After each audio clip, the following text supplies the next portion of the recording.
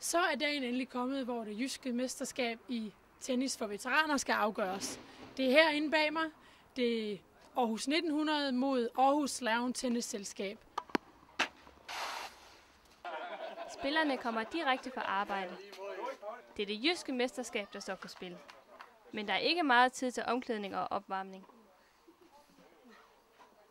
Claus Pedersen er Aarhus 1900's største profil.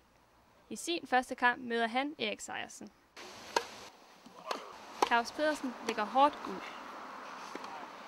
Han vinder første sæt 6-3. Scoren holder han selv styr på. For selvom der er tale om en vigtig finalekamp, er der ingen dommer. Det gør det også svært for de få tilskuere at følge med. Hvordan går det lige nu? Jeg kan faktisk ikke lige se, hvad der står. Nogen ved ikke engang, hvad der spilles om.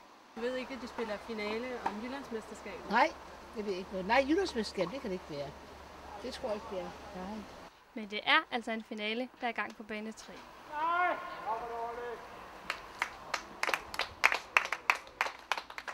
Det er ikke sikkert, at alle ser det, men Claus Pedersen vinder faktisk kampen.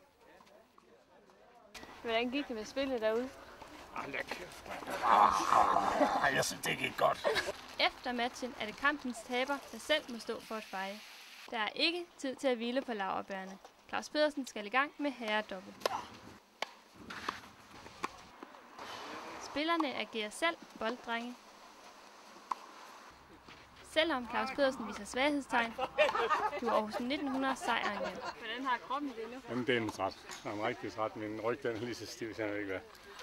Nu skal jeg lige have sådan 2 øl sådan hurtigt efter hinanden, så bliver den løs igen. Mens mørket sænker sig, går spillerne i gang med finalens virkelige højdepunkt. Her sidder vinder og tabere ved samme bord, alle med hver deres velskænkede pokal.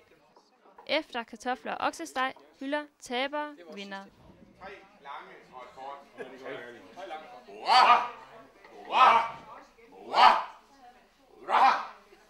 Det jyske mesterskab bliver afgjort under ydmyge forhold, men det ændrer ikke på, at det for nogen er en vigtig begivenhed.